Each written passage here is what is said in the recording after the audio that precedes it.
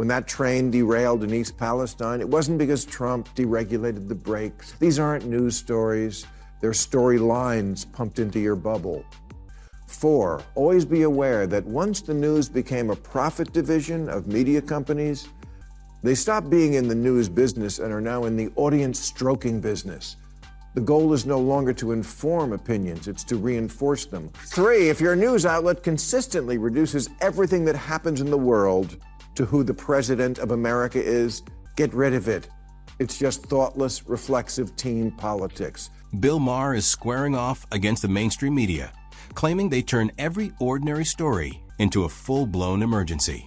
We're living in a media landscape where networks like CNN and MSNBC often catch flack for blowing routine, everyday happenings into round-the-clock breaking news, purely to hold on to attention. Maher, never one to soften his words, recently tore into networks for what he calls non-stop bias, particularly in how they cover Trump and Republicans. This rant was raw and pulled no punches. So hit subscribe and let's dive in. News Nation reported this year that the U.S. was on track for nearly a 300% increase in measles cases. 300%? Wow, that sounds like it could be millions.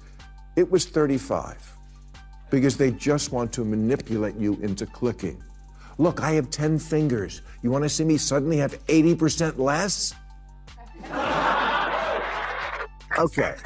5, never trust the initial reports. The media cares way more about being first than being right. They love a scoop, but it's a scoop of because it always turns out to be wrong. If you've been tracking how mainstream media has covered events over the past year, it's not hard to see what Maher's driving at. There's a clear pattern, and it feels less like careful journalism and more like a repeating cycle of overstatement. Stories connected to Trump or Republicans frequently get inflated, dramatized, and rushed out the door, sometimes before all the facts are even confirmed. The instant a negative headline about the president surfaces, it spreads across TV and social media in a flash. Nuance vanishes, context gets stripped away, and being first starts mattering more than being accurate. Maher contends that this constant chase for dramatic stories doesn't just damage the media's credibility, it also erodes public trust. When audiences sense that stories are being stretched or spun a particular way, their faith in that coverage starts to crumble. In the relentless push to challenge Trump around the clock, the media ends up undermining its own authority. You have to care about the truth. The media doesn't care about it because they know you don't care, that you just want to hear your side. So at some point you need to take a step back, look around, and be really honest. Are you actually as your news feed tells you are? Are you miserable? Some people are, and we should help them. Are you destitute? Some people are. We should help them. But most people who take the subway get to work alive. Most don't fall out of a plane with a missing door. Maher's point genuinely resonates because it touches on something deeper about how modern media functions.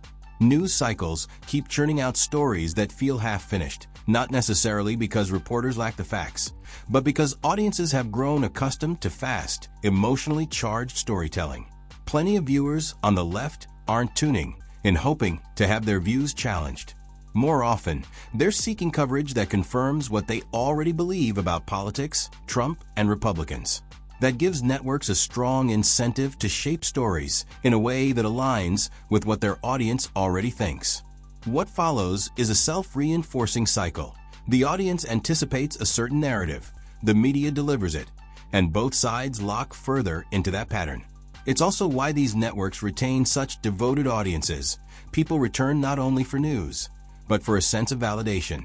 In that kind of environment, nuance fades and thoughtful reporting gets pushed aside by commentary. Trump could absolutely blow up the world on day one of term 2. He's a dangerous, erratic, insane, awful person, and I'd love to help him get not elected. But he didn't actually start World War III last time, or nuke a hurricane, or trade Puerto Rico for Greenland. Sure, the sequel is usually worse, but until he does, I'm going to live my life, and not the one the media wants me to live, hating half the country and my pants 24/7. Is the sky really falling? I don't know. Maybe. And maybe it's just the door from a Boeing airplane. A significant number of people on the left are genuinely anxious about Trump holding power again.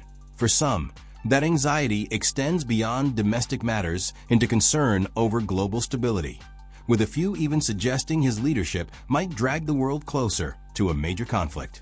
That fear gets amplified in certain media circles, where nearly every foreign policy move gets framed as a step toward disaster. But critics like Maher argue this perspective overlooks something crucial about how Trump actually operates. He tends to lean pragmatic rather than ideological. Rather than rigidly sticking to fixed beliefs, Trump often approaches international politics like a negotiation, leaning on pressure and deal-making to get results. People who operate this way typically prioritize outcomes over dramatic escalation. Maher's larger message is that fear-driven storytelling can stray pretty far from reality. Rather than remaining trapped in media spaces that constantly hype worst-case outcomes, he's urging people on the left to consider different angles, listen to other viewpoints, and step outside the bubble shaping their fears. It's time for the media to admit that they blew the whole thing way out of proportion, because as always with media these days, they don't cover what's most important, just what's most fun to watch. There are 15.2 million college students in the U.S., and 2,300 have been arrested. That's 1/67th of 1%, and half of the ones in New York weren't even students. But we were given the false impression that these protesters are the voice of their generation, having found a cause for which they were willing to go to the tents and to the barricades.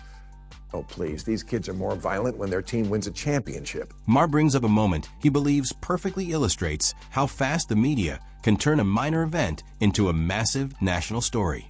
A small group of students staged a protest on a college campus, the kind of thing that happens constantly at schools nationwide. But within a short window, several outlets were treating it as evidence of a nationwide student rebellion. Headlines and commentary made it sound like campuses everywhere were erupting in protest, when in reality, it was just a small group drawing attention. Maher believes exaggerations like this aren't accidental. By inflating a small event and framing it as a nationwide response, the coverage feeds a bigger narrative, making opposition look widespread and overwhelming. And more often than not, that narrative circles back to the same figure, the president. Maher argues that repeatedly blowing up small protests or controversies this way can seriously distort public perception and trigger needless panic. The vast majority just want to do what they went to college for in the first place, to experiment with being a lesbian. But when these kids chant, the whole world is watching, they're right. But only because you assholes with the cameras won't show anything else.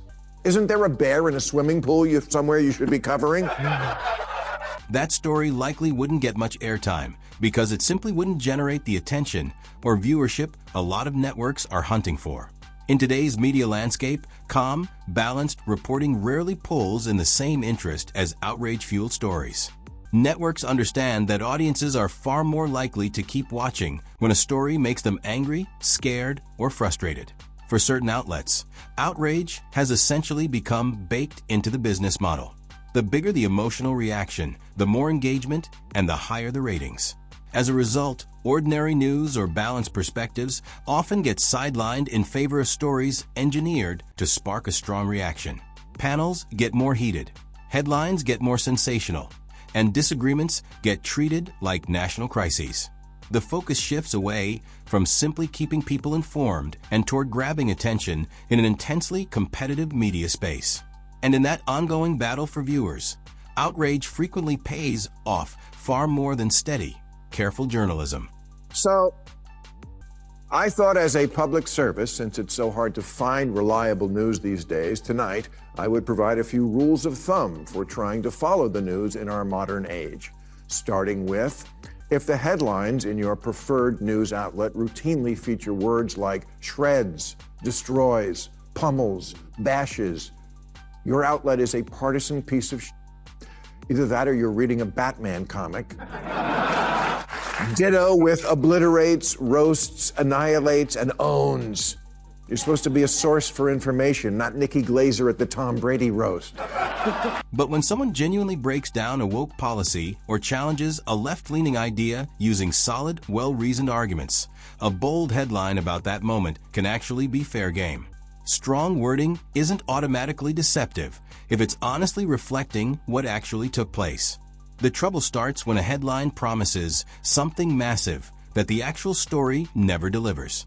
That's the distinction Maher is trying to draw. His problem isn't that media outlets should never use dramatic language. It's that the tone needs to match reality. If a discussion genuinely reveals flaws in an argument or policy, a strong headline about it is justified.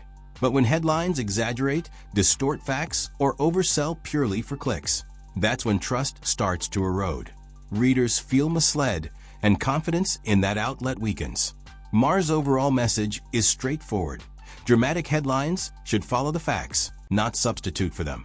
Otherwise, journalism starts becoming performance rather than genuine reporting. Any news source that quotes the internet or writes Twitter says or a bunch of hacks too lazy to do real journalism. You can pretend you wrote a piece on the zeitgeist, but what you really did was look on your phone and quote the 3 angriest people with the most time on their hands. This next bit is honestly kind of amusing because most people already have a solid guess which outlets Maher is referring to. Instead of doing the actual work journalism demands, tracking down sources, verifying facts, and providing real context, some outlets appear to lean on shortcuts. Critics claim certain networks increasingly lift reactions straight off social media and present them as though they represent broad public sentiment. A handful of tweets suddenly get labeled what fans are saying, and a small cluster of online comments somehow morphs into a supposed national trend. It's a shortcut that swaps real investigation for easy confirmation. Critics note this pattern shows up frequently in certain left-leaning media spaces, where social media reactions get treated almost like solid evidence. The outcome is coverage that feels less like genuine reporting and more like a curated echo chamber reinforcing what the audience already believes. If your news outlet consistently reduces everything that happens in the world to who the President of America is, get rid of it. It's just thoughtless, reflexive team politics. Trust me, no one lighting a tire fire in Haiti is thinking, I wouldn't have done this under Trump, but given the weakness of the Biden administration, why not? Maher takes aim at left-leaning media outlets here, arguing they've developed a habit of linking nearly everything happening in America, and sometimes even worldwide, back to Donald Trump. Economic news, cultural debates, global tensions, somehow it always loops back to him. Maher's point is that this fixation has grown so intense that Trump becomes the explanation for almost every headline, regardless of how thin the actual connection is. Sure, he leads one of the most powerful nations on Earth, and decisions made at that level do create ripple effects, but that doesn't automatically make him responsible for every political clash, cultural conflict, or policy misstep that pops up in the news. When every story gets filtered through the same Trump-centered lens, complex situations end up appearing far simpler than they truly are. Maher argues that this habit doesn't just distort the truth, it also keeps people trapped in a constant loop of outrage instead of actually helping them understand what's happening. Every problem in the world isn't caused by the president. When that train derailed in East Palestine, it wasn't because Trump deregulated the brakes, and the container ship didn't hit the bridge because of Biden's woke DEI agenda. These aren't news stories. They're storylines pumped into your bubble.